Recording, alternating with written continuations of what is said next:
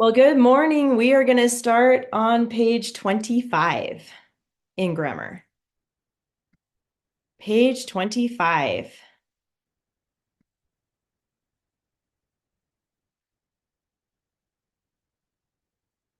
Talking about conjunctions today. You guys know about those.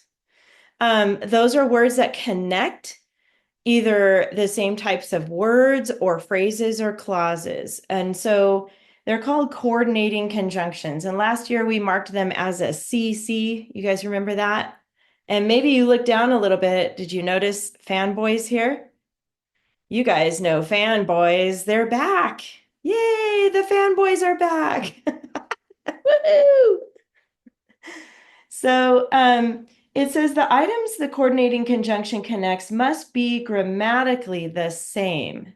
Two or more nouns, two or more verbs, two or more prepositional phrases, and so forth. So here's your example right here. It says Timmy ran to the basket and opened it. So you might think, well, first of all, and is the coordinating conjunction. It's right here. And you might think it's connecting basket and opened, but it's not. It actually connects, it has to be this two of the same types of words. So it's going to be two verbs, ran and opened. So that's what and is really connecting. It's connecting ran and opened. Those are two things that Timmy did. And then down here, fanboys. So let's remember F is for for. We don't see that one very often as a coordinating conjunction because the thing about the word for is that it can also be a preposition. So sometimes it's different things depending on how it's used in the sentence. But anyway, F is for, A, and, N, nor, B, but, O, or, Y, yet, S, so. Those are the coordinating conjunctions, fanboys. And you're just going to write CC on top of it. So look at this example here. It says, the carrier delivered the basket, tipped his hat, and left. And they already marked it for you. The CC is and. It is not connecting hat and left. It is connecting three verbs again. Delivered, tipped, and left. All three of those are actually verbs, and that's what the carrier is doing. So that is what the CC is connecting. Notice the commas because we have three things that he did. So if there's only two things, that we don't need a comma. But if there's three or more, you need to have commas in there. And this one, let's look at this one. The cook saw the vegetables, but not the mouse. So we have the CC as but, and it's connecting two nouns this time. Can anybody tell what two nouns the word but is connecting? There's two nouns in here. What do you think?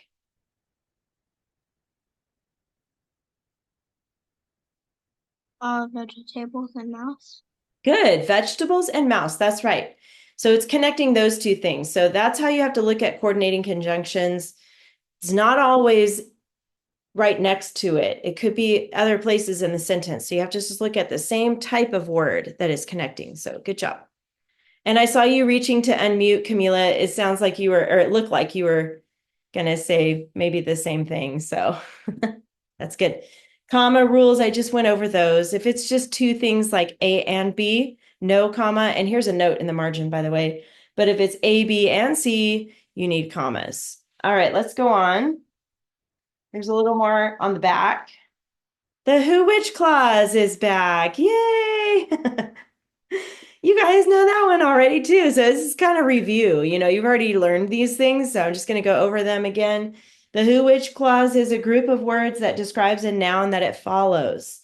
So it begins with a who or a which, and that becomes the pronoun, and it also becomes the subject of the clause. Okay, remember there's always a subject verb pair inside a clause, especially the who which clause. And usually it's who or which. Use who when you're talking about people or personified animals and pets. Use which when you're referring to things, animals, and places. And it says that a who which clause must be added to a sentence that is already complete. This is really important to pay attention to right here, because a lot of times I know when you go to do your writing and who which clause is on your checklist, and you're like, where am I going to put this clause? I got to figure out where am I going to put who or which, and you're kind of looking, oh, I'm going to put it right there, and you just throw it in there. Well, if you do that, most of the time that's not enough. So look at this example. This first sentence is fine. The cook saw the mouse. That one is fine. It's a good sentence. It's short. That's fine. But then they just added a who here. It says the cook who saw the mouse. Now, they just thought, well, I can just put a who in there. There's my who clause. But it is actually a fragment. And that word fragment means it's not complete. And it sounds funny too, because it sounds like there should be more after that.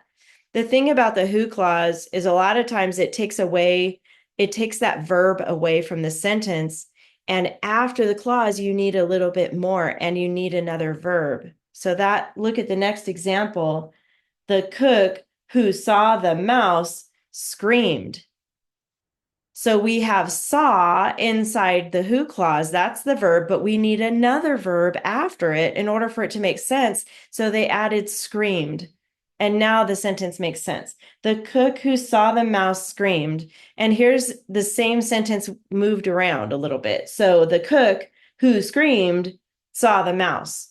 Either way it works, but notice there's two verbs in there. One inside the clause and one on the outside of the clause. Okay, and then this is how you mark it. You guys remember from last year, you used parentheses here with W/W, and then we'll be labeling the subject and verb pair. So this example says, Timmy, who crept into the basket, was soon asleep. See the commas around there, okay? And subject verb pair inside the who which clause. This one says, Timmy slept in the basket, which the carrier took to town. And that happened after. Notice there's no verb after that, but there is a verb outside of it. So sometimes it can be before it. You have slept and then took. So whenever you add a who which clause, you got to make sure that there's a verb inside and outside, whether it's before or after, it can change. Any questions about any of that? Nope. Shake your head. Okay, good. That is good. Let's turn to 27. Does anybody feel like reading the sentence today? Any takers? No, that's okay. I'll read it today. It says, finally, the horse and cart stopped at a fancy house, which was located in a large town. So the vocabulary is located. That's basically just a place, right? A certain place. It's settled there. Located actually is a verb, just so you know. It is one of those words you can change the ending. So it has an ED on this one, past tense. So check by vocabulary. Got that. There's 3 articles. Go ahead and find those by yourself. 3 of those.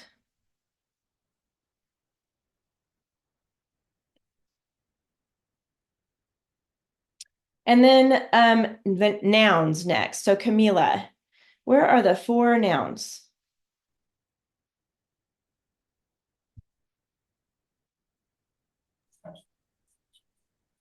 Horse, Good. cart, Yes. house, town. And town. Easy peasy. Good job. Horse, cart, house, town. And then William, where's the coordinating conjunction? The fanboy. And good. Nice. Since that was so quick, William, I'm going to have you do, well, let me ask you first. Do you see the prepositional phrases in there? Do you know where they are? Because we can come back to that later. In a large town. That's one. Very good. In a large town.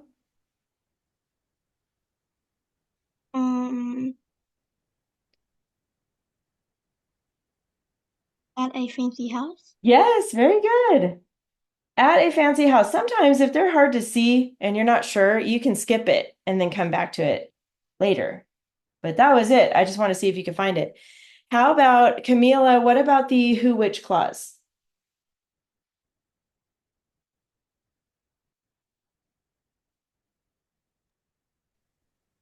Which was located in a large town. Perfect. Yes, the whole thing right there. So we're going to put parentheses and then W/W to label that. Very good. Subject verb. So I'm gonna have William find the verbs and then Camila, you can find the subjects. So we'll start with William. Where are those verbs? There's three of them. Stopped, good. Okay. Located is one.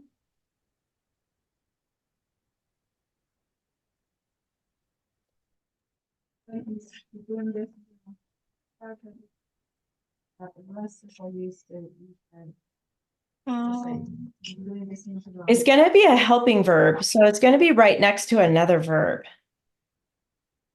was. Yes, there you go. So was located.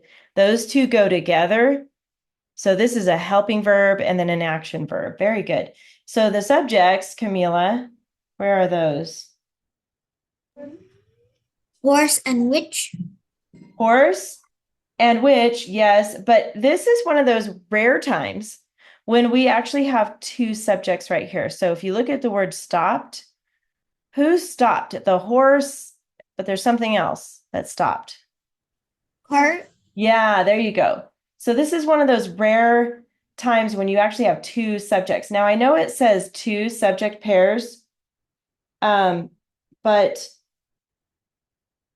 that's a typo because we have three, and that's what it says in my book. So just ignore that. Put a check there. Capital right here, finally, you know that, and then a period at the end. Easy peasy cheesy. How are you guys doing in grammar at like your homework and stuff? Are you good? Give me a thumbs up if you're good in grammar. You understand it? Okay, cool. Awesome. Do you have any questions about this page before we go on?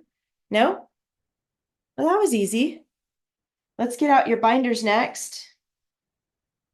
And go ahead and get out everything in your front pocket of your binder. That's where you keep all the stuff you're working on for the week.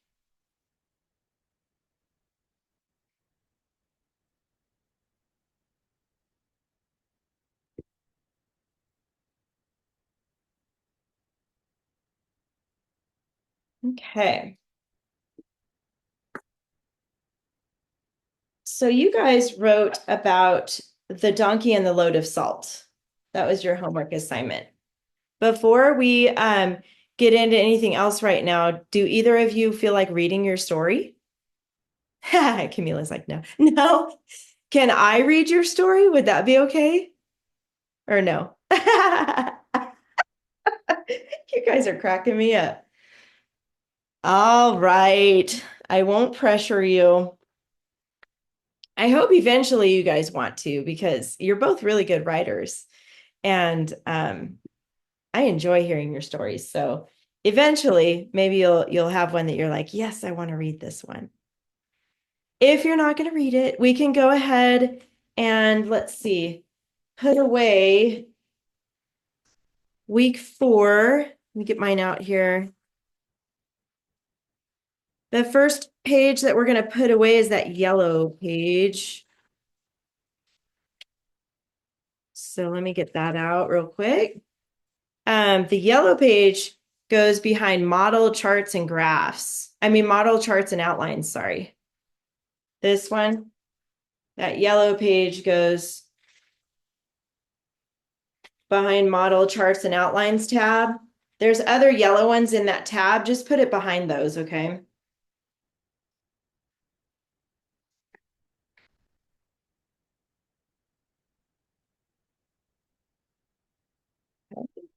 And then the rest of the stuff, which is, this lesson plan page and then the checklist and the actual story and your story sequence chart, all of that can go in your separate binder or folder, whatever you have for your finished stuff.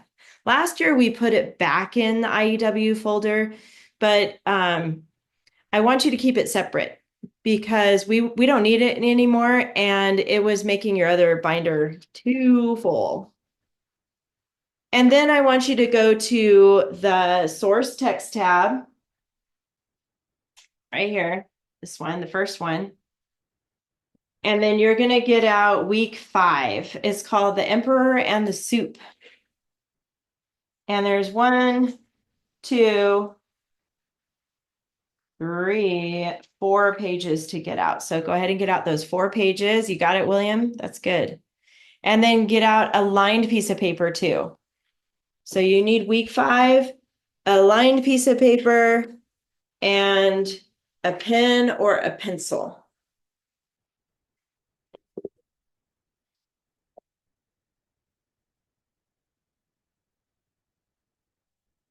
I put my stuff away really quick too.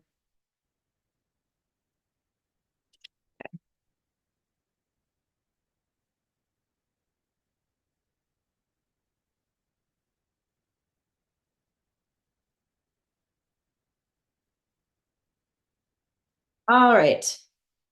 You probably saw in your stack of papers that you just got out that there's a blue page. Yeah, you got ahead of me.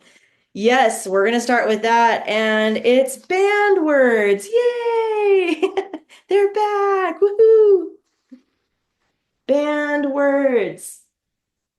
Back by popular demand.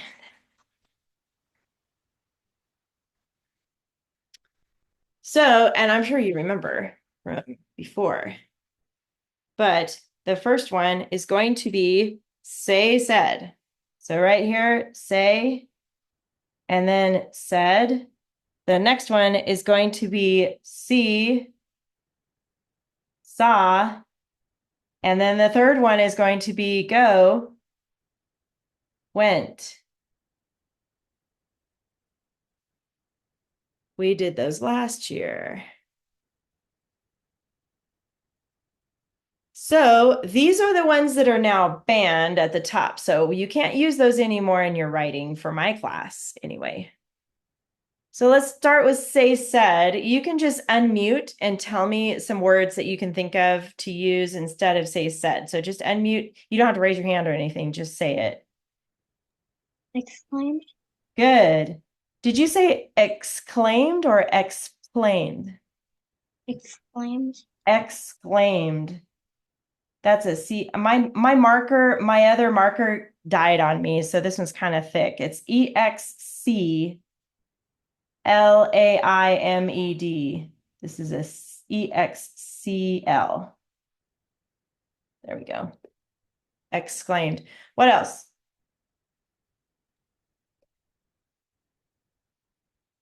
Got one, William? Did you forget? Noticed. Oh, that would be a good one for seesaw. Let's put that over here. But we're working on say said. So think about how characters would say something. Maybe shouted. What else? Let's focus on say said. Questioned. Mumbled. Mumbled. Yeah, I like that. Mumbled. That reminds me of the bald man and the fly. Remember that one? Yeah, that's a good one. Mumbled.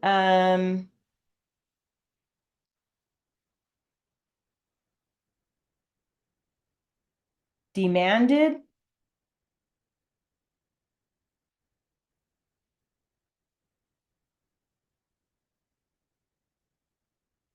Uh, Instructed. I'm using past tense, by the way, on purpose because most of the time our stories are in past tense. So it's kind of easier to write it like that.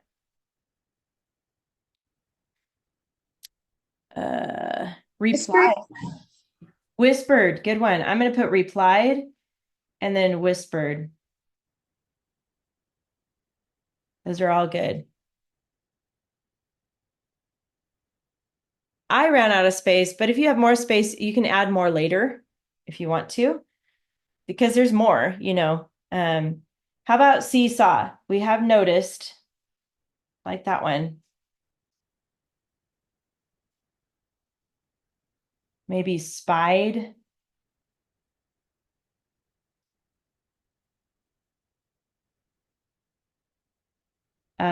discovered.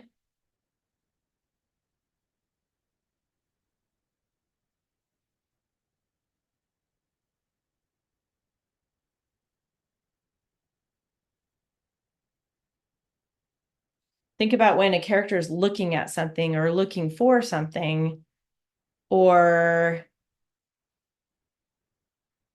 saw something. What do you think, William? Spotted. Say it again. Spotted. Spotted.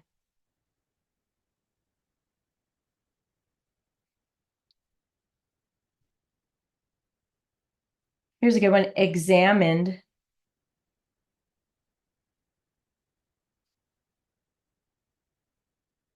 Watched. These are all things we're doing with our eyes, right?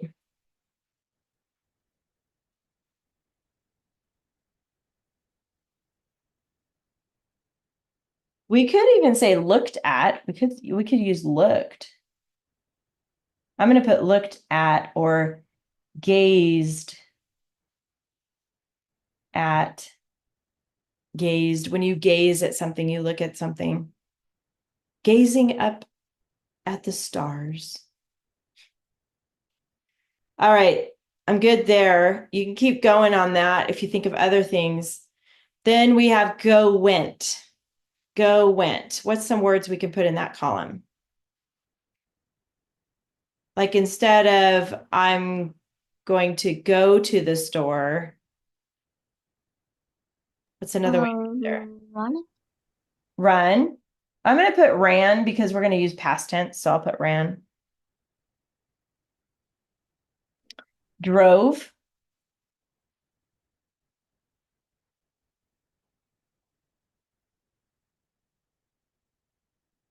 What's another way to get left? Is that what you said? Mhm. Yeah, okay.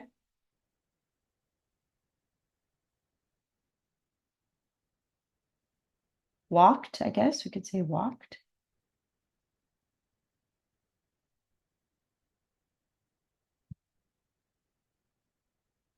Maybe rushed, like you rushed to school because you were a little late, maybe. Rushed. Took off. Took off, okay. I like it.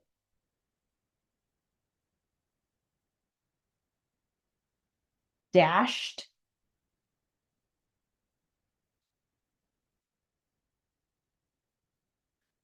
Departed. We departed for the store. Departed.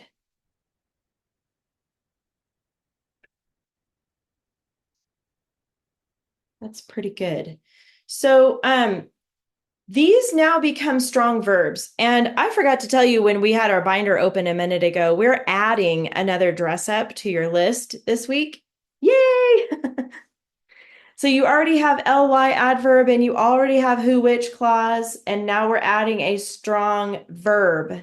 So these are some examples of strong verbs.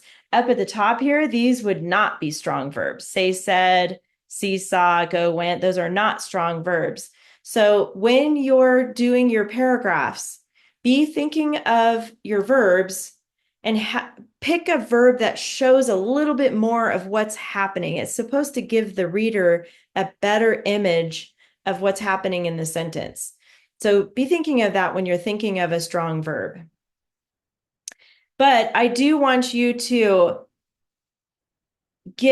I want you to go back into your binder really quick because we do need to add it to that one page. So, you know, the stylistics technique page or tab, this one toward the back here, like in the back. Remember this one that says stylistic techniques back there? And then you have this yellow page. On that yellow page, you should have ly adverb, who, which clause, and I want you to add, for number 3, I want you to add strong verb. Did you find that page? Okay, good. It should be behind stylistic techniques. Back here, stylistic techniques toward the back. And it'll say, this is your list of dress ups. I just want you to add one more. So you should have 3 altogether. Is that what you have, Camila? You got it? So you should have ly adverb, and then who, which clause for number 2, and then strong verb. Is that what you have, William? Okay, good. You guys got it. All right, so close that back up. Make sure your rings are closed. This you're going to keep in your front pocket until we're done with this week. Okay, so just keep this one in your front pocket because you might need it for your writing. The next thing we're going to do is get your story sequence chart ready. So you do need your lined piece of paper. So get your clean piece of lined paper out. And go ahead and put your name, and the date is 10/2 today. Can you believe we're in October? I still can't believe it's October. How did that happen? That was fast. That means Halloween's coming and all the holidays. I feel like we just had 4th of July. All right, so your name goes here as usual, and then it's 10/2/24. And whoops, paper's falling out here. Our story is called The Emperor and the Soup. So go ahead and skip a line, and we'll put that title here, The Emperor and the Soup. And when you write that, notice that and the is not capitalized. So there is a little capitalization rule with titles. I'm just going to review with you. The first word of a title is always capital. That's forever, no matter what the word is. But then after that, it is the keywords, not conjunctions or articles like and the. So that's why we have the is capital, emperor is capital, and soup is capital. But and the is not. It is a rule on how to capitalize titles. Underneath that, I just want you to put SSC. Who remembers what SSC is?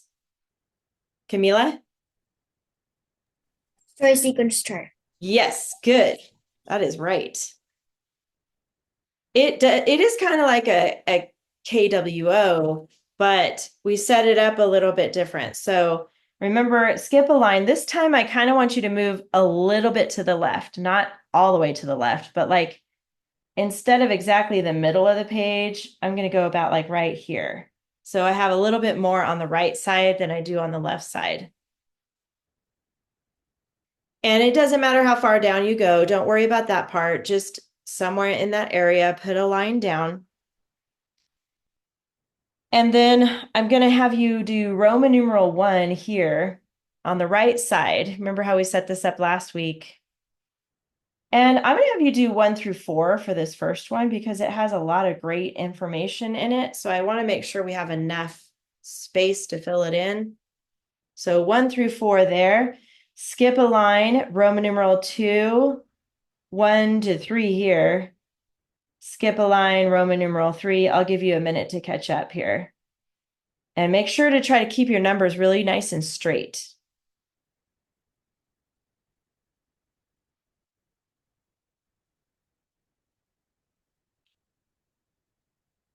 All right, after you get those numbers down, you're going to trace lines across. So right above the Roman numeral 1, just trace that blue line. I like to go all the way to the edge of my paper just because I might need it. Do that on top of Roman numeral 2. And then right on top of Roman numeral 3. And then just because I like to do this, I go wherever my line stops at the bottom. I have extra space, but that's okay. Somewhere in that area. That way it's like a chart.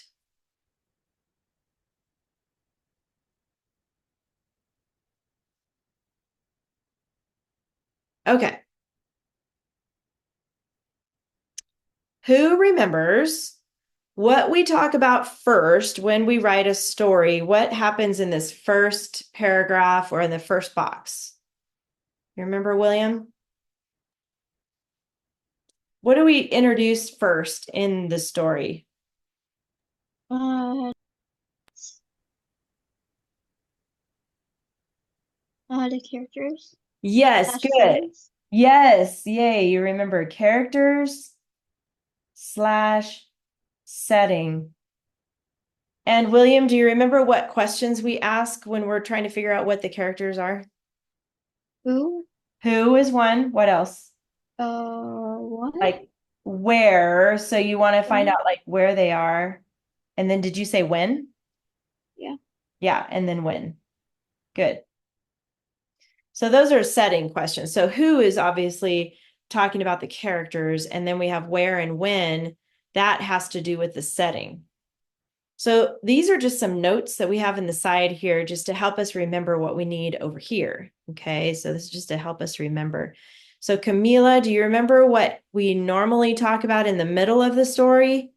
Like what comes next after we introduce characters and setting? Then what? Do you remember? Remember how I said every good story has a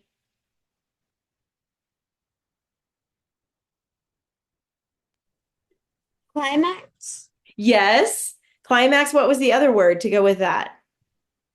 Problem. Yes, good. Perfect. Climax. Actually, you know what? That happens later. So it's the word is not climax, actually. And I'm writing with a pen, but you're right about the word problem. But what was that other C word? Climax happens down here. So keep that in your head. But what was problem and what was the other thing? It's conflict. Conflict. I said yes, and then I was like, wait a second, no, that's not right.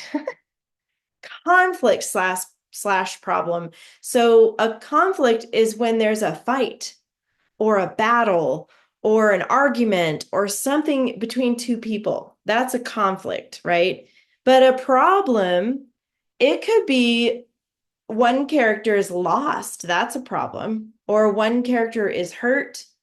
That's a problem. Or sick or scared. Those are all problems, but a conflict usually is between two characters, like a fight or argument or something like that. So this is what we talk about in the middle. Conflict, problem.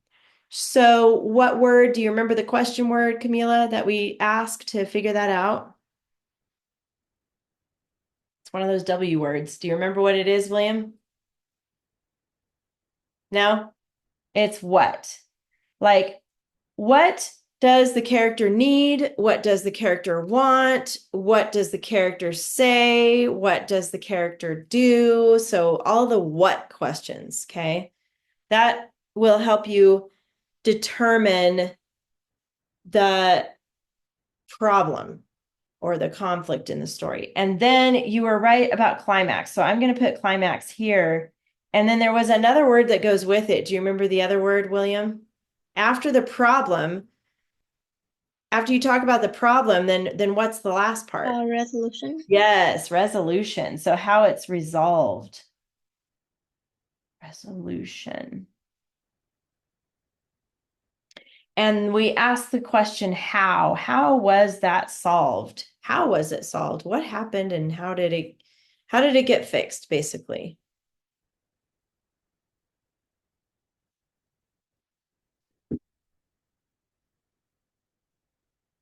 Okay, good. Now we have the story sequence chart ready to go. We have our notes here to help us fill this out on this side. This is the part that goes with the story that we're going to read. So let's turn to that. It's the Emperor and the Soup. Right here, it's page 47. It says the Emperor and the Soup, and then right underneath that, it says a Jewish folk tale. A folk tale is a made-up story that is told to generations, right? They tell it to their kids, and then their kids grow up and they have kids and they tell it to their kids, and it's just kind of passed on. It could be passed on with neighbors or friends and or family, whatever. but the Jewish part is a culture. So this is part of the culture. And Jewish people live in Israel, so in that area. So this is part of their culture, okay? And this is something that they told as a story. It's part of they have a really specific religion too, the Jewish people. They believe in the Bible, but there's some, different, I won't go too deep into that, but there's some different parts to their religion. But we're going to hear a little bit about that in this story. So I'll read it, and then you be thinking of the characters, the setting, the problem, and how it's resolved. Okay, be thinking of those things as I read it. Once, long ago, the Roman Emperor Antoninus, is how to say his name, Antoninus, was hunting in the woods and became separated from his party because of a storm. After the wind and rain abated, which means stopped, he wandered for some time until late in the afternoon. He came upon a small home in a clearing beside a small garden and a henhouse. Hungry and tired, he rapped on the door. That means he knocked on the door. Yeah. Which was answered by an elderly woodcutter and his wife. They were delighted to have such a distinguished guest and insisted that he join them for a meal and to rest for the evening. He entered the humble home, where he quickly found himself very comfortable. It is Friday night, they said, a day each week where we rest from work and celebrate our blessings. The emperor and the old couple told stories, sang songs, and laughed. Antoninus had not enjoyed such pleasant company in a long time. Finally, it was time for dinner, and they served a hot chicken soup. It was simple but delicious. The emperor said, "This is the best soup I have ever tasted. Will you give me the recipe?" The woodcutter's wife carefully described all the ingredients and how to cook the soup just as she had done, and the emperor wrote it down exactly. Antoninus slept deeply and awoke, feeling grateful and rested. The next morning, he returned to his home and gave the recipe to his cooks. There's more in the back here, who prepared the soup accordingly. However, when the emperor tasted it, he was disappointed. He ordered them to follow the instructions very carefully and try again. But once again, it was not quite right. He knew something must be lacking and was determined to find out what. He returned to the home of the woodcutter and his wife, who were surprised but pleased to see him. He explained that he tried to recreate the marvelous soup, but must be missing some particular ingredient. The wife checked the recipe and assured the emperor that it was correct. However, she said, "I will tell you what made the difference. When you came here, you were full of cares and exhausted." By the way, when it says full of cares, it just means like stressed out. Okay, so he was stressed out because he was lost and hungry and worried, maybe even, and exhausted, meaning really, really tired. So when he showed up, he was kind of a mess. Okay. Then you rested, relaxed, sang songs, and shared stories, added the old man. "What has that got to do with how the soup tastes?" replied the confused emperor. "Well, you see," the woman explained, "the soup was not prepared in a particular way for you, but you were prepared for the soup. You felt the joy we feel when we stop working and celebrate a day of rest. That's the special ingredient." The grateful emperor gave them some gold coins and sighed. "My friends, you have taught me much. I hope to visit you from time to time and share the sweet taste of contentment." So that word contentment just means like happy and satisfied. That's what that means. So it's a cool story. It's actually something we can learn about life. I like the stories that we read that actually teach us something.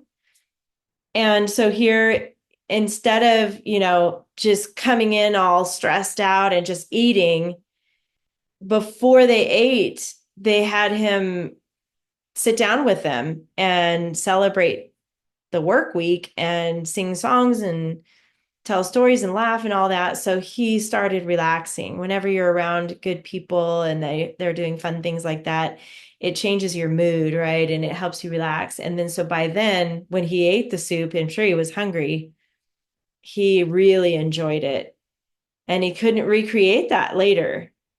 So it's just something to remember that our stress in life can affect us in a lot of different ways. So we want to make sure to manage that, right? And control that stress. So, all right. Now we got the story. And now we can start filling out this chart. We need to start with the characters and setting, the very beginning. So, Camila, who's the first character that they talk about in this story? Who does it start with? The emperor. Yes, the emperor. So I think we need to mention him first. Um, let's put him here. Emperor. Oops, did I spell it right? I did not. Emperor. Eror.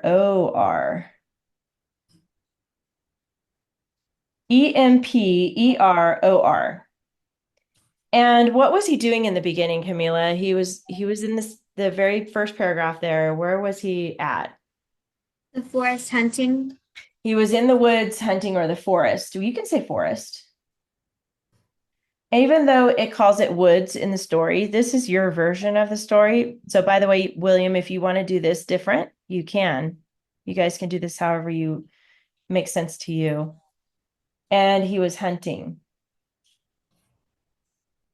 So, right off the bat here, we've got a character, and we talked about where they're in the forest or the woods, and they're hunting. Now, we do have the question when here, but sometimes we don't really address that. So right now, I don't think we need to say when it was.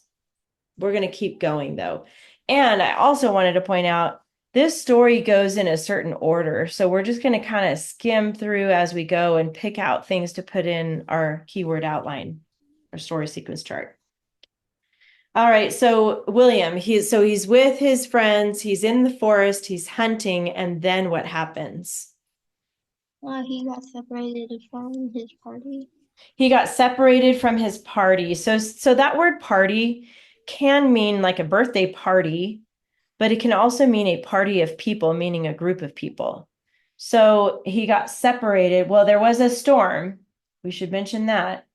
And then he got separated. And here you can put friends, party, whichever. I think I'm gonna put friends here because I think he was out hunting with his friends. This is how the story sequence chart works. You're basically taking notes on what you're reading, and it's okay to change up some of the words. That's okay to make it fit what you want to put. All right, so he gets separated, and then Camila, what happens after he's separated from his friends?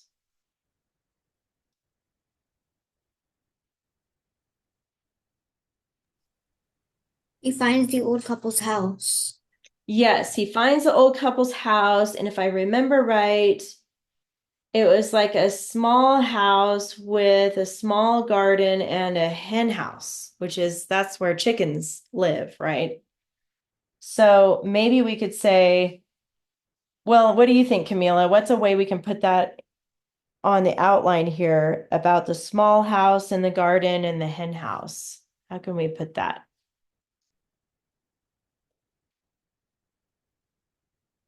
Remember, we could only have 3 words. So we might need some pictures or symbols or something.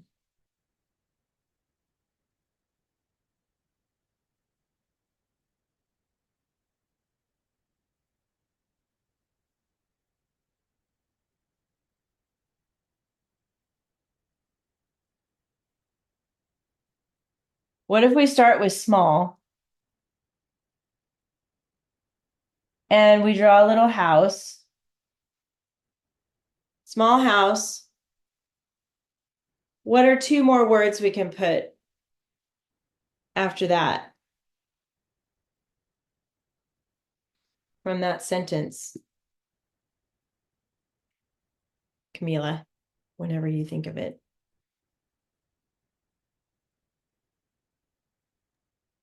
A garden and then a hen house. Yes, that's what I'm thinking too. So a comma, and we'll put garden and hen house. And hen house is one word. It's a compound word, so it's one word.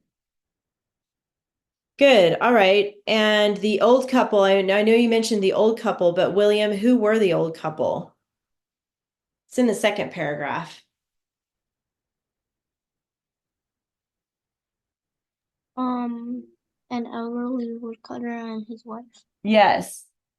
Elderly, woodcutter, another compound word, and wife. And I'm going to put a little happy face here because they were really nice. I want to remember that. It wasn't like they said, "What are you doing at our house? You're not supposed to be here. Go away." Because some people probably would be like that. But they were actually nice. They were like, "Oh, come on in. Come in out of the storm. We'll feed you." So they were really nice. Okay, and then he goes inside this house, Camila, and then look at the third paragraph. So then what did they do when he came in the house? What did they do next?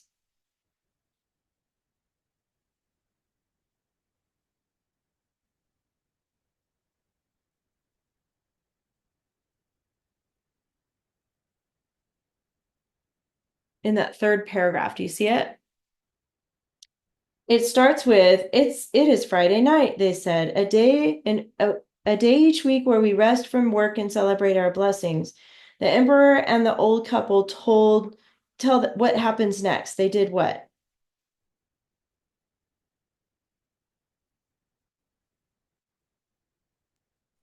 Told stories and sang songs. And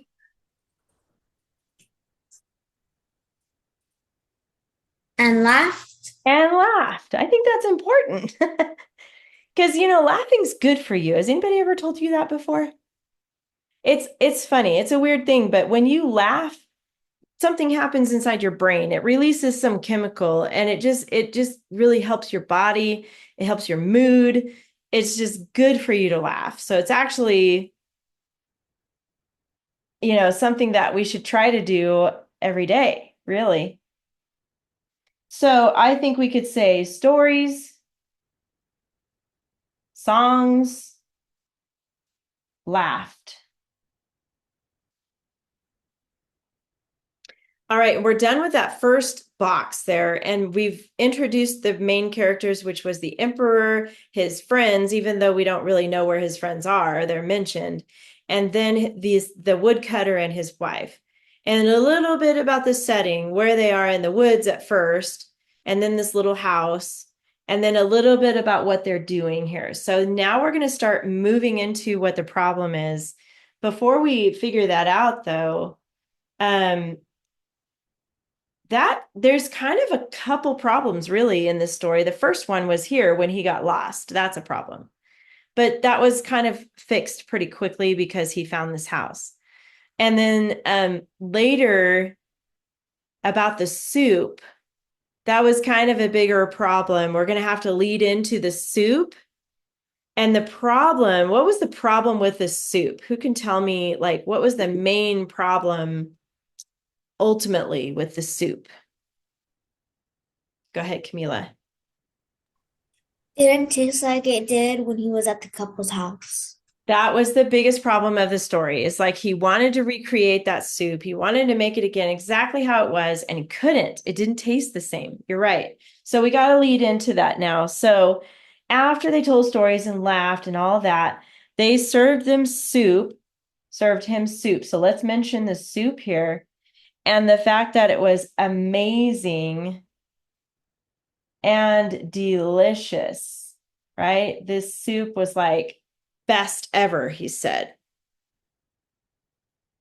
In fact, he really did say that. So on the next one, I'm going to go a little faster right here, but the recipe was the, I'm going to put in quotes, best ever. And he asked for that recipe. He said, I need that recipe. I'm going to put a question mark by recipe. So we can remember he said, what is this recipe? It's the best ever. I have to have this recipe. What is the recipe? He got the recipe. Then he went back home. So I'm going to put home here. And then he had his own chef. So you can say either chefs or cooks here. I'm going to put chefs. And it wasn't right. So we have one word left here. What do you think, William? How can we show that it wasn't right on the keyword outline here? Um, X, right? X, right? You could do that. X, right? Or you could circle the word right and draw a line through it. That's another way to do it. Just something to remind you that it wasn't right. Something was missing. This is getting into the problem now. So that's why we're putting this in the middle. So there was an ingredient missing. I'm going to put something was missing. So let's just put missing question mark. And then he went back to the woodcutter and the wife's home to ask. He went back to their house to ask what was missing. He said, it didn't taste right. I'm missing something. What did I forget? I need your help. Tell me what I forgot.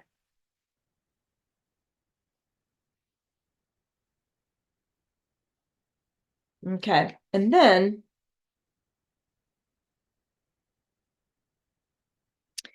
this is when they're starting to explain what was missing. It wasn't an actual ingredient. It wasn't like salt or paprika or garlic. It wasn't like it was an ingredient like that. What was it that was missing? Who can explain that? What was it that was missing in the soup? How come his soup wasn't as good? Can you explain that?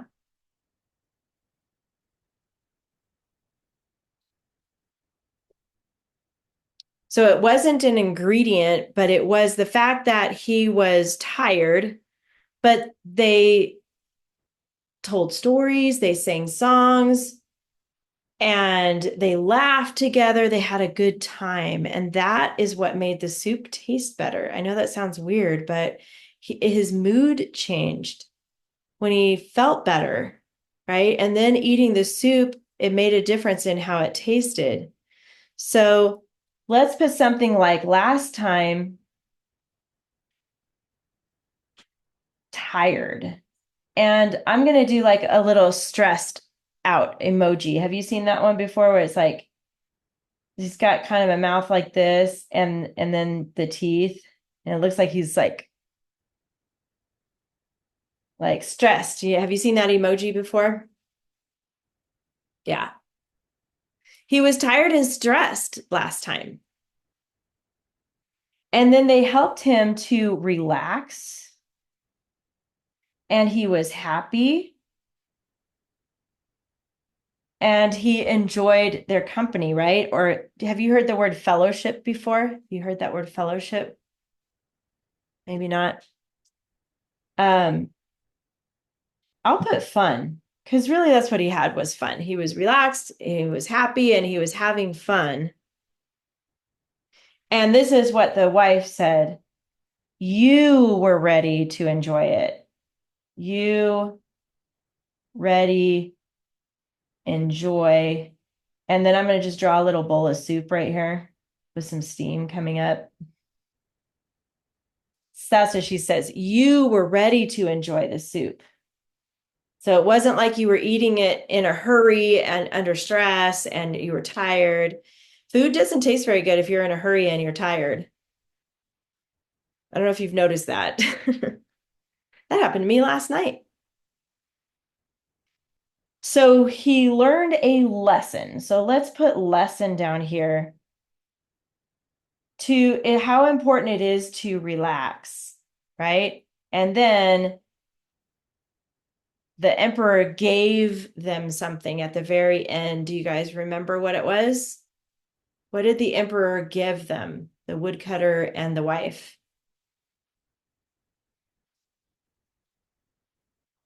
I just noticed I used relax a couple of times. So you might want it when you go to write the paragraph, you might want to think of a different word than relax. So you're not repeating the same word. But what did the emperor give them? The very, very, very, very, very end. Very last paragraph starts with the grateful emperor. What did he give them? Did you find it? Go ahead, Camila. Gold coins. Gold coins. So I'm just going to put gold here because that was his way of thanking them, right? That he was just so thankful to learn this lesson. It's a life lesson, right? So he's like, wow, you have such wisdom and you have taught me so much. This is how I'm going to say thank you because he has gold, right? He's the emperor, so he's rich. So that was his way of thanking them. Okay. In your checklist, let's look at your checklist really quick. You have another dress up. We kind of talked about it a minute ago. It's right here. So each paragraph now needs 3 words underlined. You need an ly adverb, a who, which clause, and a strong verb. In each paragraph, you're going to write all 3 paragraphs. They're short paragraphs, but you're going to use your story sequence chart right here to write 3 paragraphs about the emperor and the soup and use your checklist. Make sure you do all the things on your checklist. Make sure you do it, then check it off. Okay. Double space, that's still there. This is here, story follows story sequence chart. So you got to make sure that you're following the chart and then give it a new title. You get to pick the title. Okay. There's the rule 1 to 3 key words from the final sentence that has to go in your title. Okie doke. You guys have any questions for me before you go? You did great today. Good job. And I'll see you next week. Have a good one. Bye.